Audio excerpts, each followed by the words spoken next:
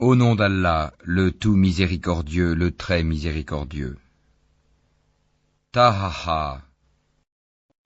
Nous n'avons point fait descendre sur toi le Coran pour que tu sois malheureux, si ce n'est qu'un rappel pour celui qui redoute Allah, et comme une révélation émanant de celui qui a créé la terre et les cieux sublimes. Le tout miséricordieux s'est établi istawa sur le trône.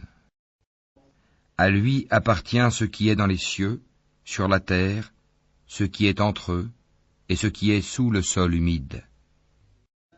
Et si tu élèves la voix, il connaît certes les secrets, même les plus cachés. Allah, point de divinité que lui, il possède les noms les plus beaux. Le récit de Moïse t'est-il parvenu? Lorsqu'il vit du feu, il dit à sa famille, « Restez ici, je vois du feu de loin, peut-être vous en apporterai-je un tison, ou trouverai-je auprès du feu de quoi me guider. » Puis lorsqu'il y arriva, il fut interpellé. « Moïse, je suis ton Seigneur, enlève tes sandales, car tu es dans la vallée sacrée, Touwa. Moi je t'ai choisi, écoute donc ce qui va être révélé. Certes, c'est moi Allah, point de divinité que moi, adore-moi donc et accomplis la salate pour te souvenir de moi. L'heure va certes arriver, je la cache à peine pour que chaque âme soit rétribuée selon ses efforts. Que celui qui n'y croit pas et qui suit sa propre passion ne t'en détourne pas, sinon tu périras. Et qu'est-ce qu'il y a dans ta main droite, ô Moïse? Il dit, c'est mon bâton sur lequel je m'appuie qui me sert à effeuiller les arbres pour mes moutons, et j'en fais d'autres usages. Allah lui dit, jette-le, ô Moïse.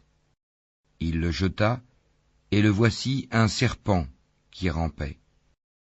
Allah dit, saisis-le et ne crains rien. Nous le ramènerons à son premier état. Et serre ta main sous ton aisselle, elle en sortira blanche, sans aucun mal, et ce sera là un autre prodige, afin que nous te fassions voir de nos prodiges les plus importants. Rends-toi auprès de Pharaon, car il a outrepassé toute limite. Moïse dit, Seigneur, ouvre ma poitrine et facilite ma mission, et dénoue un nœud en ma langue, afin qu'il comprenne mes paroles, et assigne-moi un assistant de ma famille. Aaron, mon frère, accrois par lui ma force, et associe-le à ma mission, afin que nous te glorifions beaucoup, et que nous t'invoquions beaucoup. Et toi, certes, tu es très clairvoyant sur nous. Allah dit, ta demande est exaucée, ô Moïse, et nous t'avons déjà favorisé une première fois. Lorsque nous révélâmes à ta mère ce qui fut révélé, mets-le dans le coffret, puis jette celui-ci dans les flots pour qu'ensuite le fleuve le lance sur la rive. Un ennemi à moi et à lui le prendra. Et j'ai répandu sur toi une affection de ma part, afin que tu sois élevé sous mon œil. Et voilà que ta sœur te suivait en marchant et disait, puis-je vous indiquer quelqu'un qui se chargera de lui? Ainsi nous te rapportâmes à ta mère, afin que son œil se réjouisse et qu'elle ne s'afflige plus. Tu tuas ensuite un individu, nous te sauvâmes des craintes qui t'oppressaient, et nous t'imposâmes plusieurs épreuves. Puis tu demeuras des années durant chez les habitants de Madian. Ensuite tu es venu, ô Moïse, conformément à un décret. Et je t'ai assigné à moi-même. Pars, toi et ton frère, avec mes prodiges, et ne négligez pas de m'invoquer. Allez vers Pharaon, il s'est vraiment rebellé. Puis parlez-lui gentiment, peut-être se rappellera-t-il ou me craindra-t-il. Ils dirent, ô notre Seigneur, nous craignons qu'il ne nous maltraite indûment ou qu'il dépasse les limites. Il dit, Ne craignez rien, je suis avec vous, j'entends et je vois. Allez donc chez lui, puis dites-lui, nous sommes tous deux les messagers de ton Seigneur. Envoie donc les enfants d'Israël en notre compagnie et ne les châtie plus. Nous sommes venus à toi avec une preuve de la part de ton Seigneur, et que la paix soit sur quiconque suit le droit chemin. Il nous a été révélé que le châtiment est pour celui qui refuse d'avoir foi et qui tourne le dos. Alors Pharaon dit, « Qui donc est votre Seigneur, ô Moïse ?» Notre Seigneur, dit Moïse, est celui qui a donné à chaque chose sa propre nature, puis l'a dirigée. Qu'en est-il donc des générations anciennes, dit Pharaon. Moïse dit, La connaissance de leur sort est auprès de mon Seigneur dans un livre. Mon Seigneur ne commet ni erreur ni oubli. C'est lui qui vous a assigné la terre comme berceau, et vous y a tracé des chemins, et qui du ciel a fait descendre de l'eau avec laquelle nous faisons germer des couples de plantes de toutes sortes. Mangez et faites paître votre bétail. Voilà bien là des signes pour les doués d'intelligence. C'est d'elle, la terre, que nous vous avons créée, et en elle nous vous retournerons, et d'elle nous vous ferons sortir une fois encore. Certes, nous lui avons montré tous nos prodiges, mais il les a démentis et a refusé de croire. Il dit, Es-tu venu à nous, ô Moïse, pour nous faire sortir de notre terre par ta magie? Nous t'apporterons assurément une magie semblable. Fixe entre nous et toi un rendez-vous auquel ni nous ni toi ne manquerons, dans un lieu convenable. Alors Moïse dit, Votre rendez-vous, c'est le jour de la fête, et que les gens se rassemblent dans la matinée. Pharaon donc se retira, ensuite il rassembla sa ruse, puis vint au rendez-vous. Moïse leur dit, Malheur à vous, ne forgez pas de mensonges contre Allah, sinon par un châtiment il vous anéantira. Celui qui forge un mensonge est perdu. Là-dessus, ils se mirent à disputer entre eux de leur affaire, et tinrent secrète leur discussion. Ils dirent, Voici deux magiciens, qui par leur magie veulent vous faire abandonner votre terre et emporter votre doctrine idéale. Rassemblez donc votre ruse, puis venez en rang serré, et celui qui aura le dessus aujourd'hui aura réussi. Ils dirent, Ô Moïse, ou tu jettes le premier ton bâton, ou que nous soyons les premiers à jeter. Il dit, Jetez plutôt. Et voilà que leurs cordes et leurs bâtons lui parurent ramper par l'effet de leur magie. Moïse ressentit quelque peur en lui-même. Nous lui dîmes, N'aie pas peur, c'est toi qui auras le dessus. Jette ce qu'il y a dans ta main droite, cela dévorera ce qu'ils ont fabriqué. Ce qu'ils ont fabriqué n'est qu'une ruse de magicien, et le magicien ne réussit pas, où qu'il soit. Les magiciens se jetèrent prosternés, disant, Nous avons foi en le Seigneur d'Aaron et de Moïse. Alors Pharaon dit, Avez-vous cru en lui avant que je ne vous y autorise? C'est lui votre chef qui vous a enseigné la magie. Je vous ferai sûrement couper mains et jambes opposées, et vous ferai crucifier au tronc des palmiers, et vous saurez avec certitude qui de nous est plus fort en châtiment, et qui est le plus durable. Par celui qui nous a créés, dirent-ils, nous ne te préférerons jamais à ce qui nous est parvenu comme preuve évidente. Décrète donc ce que tu as à décréter, tes décrets ne touchent que cette présente vie. Nous croyons en notre Seigneur afin qu'il nous pardonne nos fautes ainsi que la magie à laquelle tu nous as contraints. Et Allah est meilleur et éternel. Quiconque vient en criminel à son Seigneur aura certes l'enfer où il ne meurt ni ne vit. Et quiconque vient auprès de lui en croyant, après avoir fait de bonnes œuvres, voilà donc ceux qui auront les plus hauts rangs. Les jardins du séjour éternel, sous lesquels coulent les ruisseaux, où ils demeureront éternellement, et voilà la récompense de ceux qui se purifient de la mécréance et des péchés. Nous révélâmes à Moïse, pars la nuit à la tête de mes serviteurs, puis trace-leur un passage à sec dans la mer, sans craindre une poursuite et sans éprouver aucune peur. Pharaon les poursuit avec ses armées, la mer les submergea bel et bien. Pharaon égara ainsi son peuple et ne le mit pas sur le droit chemin. Ô enfants d'Israël, nous vous avons déjà délivrés de votre ennemi, et nous vous avons donné rendez-vous sur le flanc droit du mont, et nous avons fait descendre sur vous la manne et l'écaille. Mangez des bonnes choses que nous vous avons attribuées, et ne vous montrez pas ingrats, sinon ma colère s'abattra sur vous, et celui sur qui ma colère s'abat va sûrement vers l'abîme.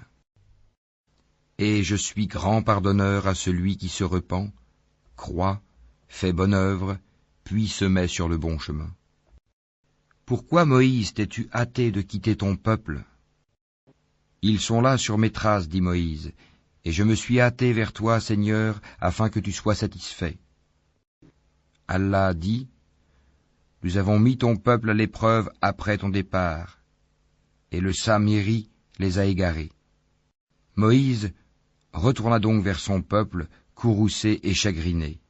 Il dit, ô mon peuple, votre Seigneur ne vous a-t-il pas déjà fait une belle promesse?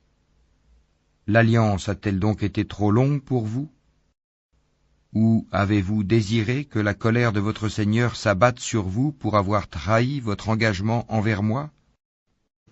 Ils dirent, ce n'est pas de notre propre gré que nous avons manqué à notre engagement envers toi, mais nous fûmes chargés de fardeaux d'ornement du peuple de Pharaon.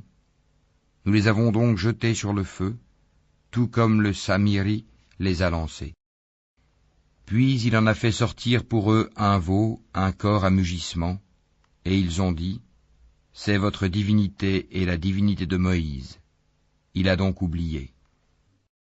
Quoi? Ne voyaient-ils pas que le veau ne leur rendait aucune parole et qu'il ne possédait aucun moyen de leur nuire ou de leur faire du bien? Certes, Aaron leur avait bien dit auparavant, « Ô mon peuple, vous êtes tombés dans la tentation à cause du veau. Or c'est le tout miséricordieux qui est vraiment votre Seigneur. Suivez-moi donc et obéissez à mon commandement. » Ils dirent, « Nous continuerons à y être attachés jusqu'à ce que Moïse retourne vers nous. » Alors Moïse dit, « Qu'est-ce qui t'a empêché, Aaron, quand tu les as vus s'égarer? De me suivre. As-tu donc désobéi à mon commandement? » Aaron dit, « Ô fils de ma mère, ne me prends ni par la barbe ni par la tête. Je craignais que tu ne dises, tu as divisé les enfants d'Israël et tu n'as pas observé mes ordres. » Alors Moïse dit, « Quel a été ton dessein, ô Samiri? » Il dit, « J'ai vu ce qu'ils n'ont pas vu. J'ai donc pris une poignée de la trace de l'envoyé, puis je l'ai lancé. Voilà ce que mon âme m'a suggéré. » Va-t'en, dit Moïse. Dans la vie, tu auras à dire à tout le monde, ne me touchez pas. Et il y aura pour toi un rendez-vous que tu ne pourras manquer. Regarde ta divinité que tu as adorée avec assiduité. Nous la brûlerons, certes, et ensuite nous disperserons sa cendre dans les flots. En vérité, votre seul Dieu est Allah, en dehors de qui il n'y a point de divinité. De sa science, il embrasse tout. C'est ainsi que nous te racontons les récits de ce qui s'est passé. C'est bien un rappel de notre part que nous t'avons apporté. Quiconque s'en détourne de ce Coran portera au jour de la résurrection un fardeau. Ils resteront éternellement dans cet état, et quel mauvais fardeau pour eux au jour de la résurrection. Le jour où l'on soufflera dans la trompe, ce jour-là, nous rassemblerons les criminels tout bleus de peur. Ils chuchoteront entre eux. Vous n'êtes restés là que 10 jours. Nous connaissons parfaitement ce qu'ils diront lorsque l'un d'entre eux, dont la conduite est exemplaire, dira « Vous n'êtes restés qu'1 jour ». Et ils t'interrogent au sujet des montagnes. Dis, mon Seigneur les dispersera comme la poussière. et les laissera comme une plaine dénudée, dans laquelle tu ne verras ni tortuosité ni dépression. Ce jour-là, ils suivront le convocateur sans tortuosité, et les voix baisseront devant le tout miséricordieux. Tu n'entendras alors qu'un chuchotement. Ce jour-là, l'intercession ne profitera qu'à celui auquel le tout miséricordieux aura donné sa permission et dont il agréera la parole. Il connaît ce qui est devant eux et ce qui est derrière eux, alors qu'eux-mêmes ne le cernent pas de leur science. Et les visages s'humilieront devant le vivant, celui qui subsiste par lui-même, Al-Qayyum, et malheureux sera celui qui se présentera devant lui, chargé d'une iniquité. Et quiconque aura fait de bonnes œuvres, tout en étant croyant, ne craindra ni injustice ni oppression. C'est ainsi que nous l'avons fait descendre, un Coran en langue arabe, et nous y avons multiplié les menaces, afin qu'ils deviennent pieux, ou qu'ils les incitent à s'exhorter. Que soit exalté Allah, le vrai souverain. Ne te hâte pas de réciter le Coran avant que ne te soit achevée sa révélation. Et dis, ô mon Seigneur, accrois mes connaissances. En effet, nous avons auparavant fait une recommandation à Adam, mais il oublia, et nous n'avons pas trouvé chez lui de résolution ferme. Et quand nous dîmes aux anges, prosternez-vous devant Adam, ils se prosternèrent, excepté Iblis, qui refusa. Alors nous dîmes, ô Adam, celui-là est vraiment un ennemi pour toi et ton épouse. Prenez garde qu'il vous fasse sortir du paradis, car alors tu seras malheureux. Car tu n'y auras pas faim, ni ne seras nu. Tu n'y auras pas soif, ni ne seras frappé par l'ardeur du soleil. Puis le diable le tenta en disant, ô Adam, t'indiquerai-je l'arbre de l'éternité et un royaume impérissable? Tous deux, Adam et Ève, en mangèrent. Alors leur apparut leur nudité. Ils se mirent à se couvrir avec des feuilles du paradis. Adam désobéit ainsi à son Seigneur, et il s'égara. Son Seigneur l'a ensuite élu, agréé son repentir, et l'a guidé. Il dit, descendez d'ici, Adam et Ève. Vous serez tous, avec vos descendants, ennemis les uns des autres. Puis, si jamais un guide vous vient de ma part, quiconque suit mon guide ne s'égarera ni ne sera malheureux.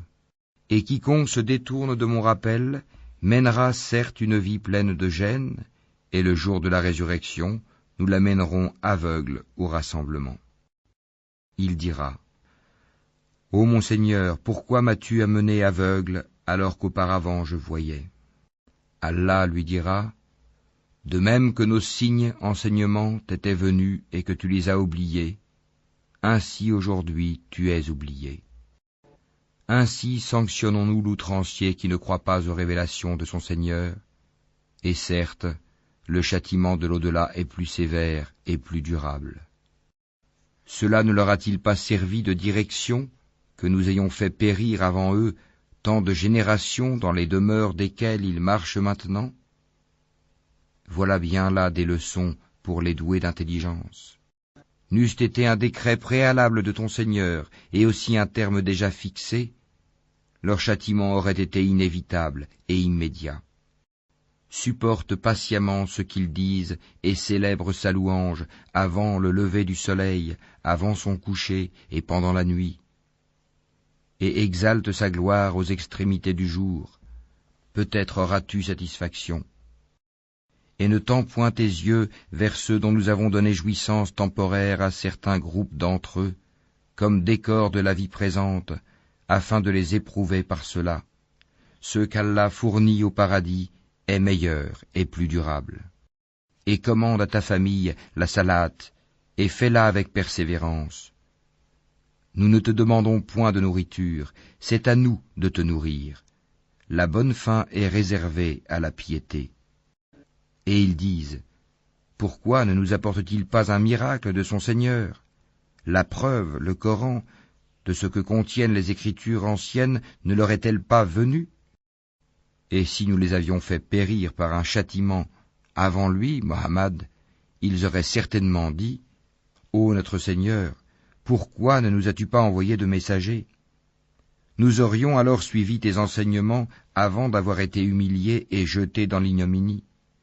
Dis, chacun attend. Attendez donc.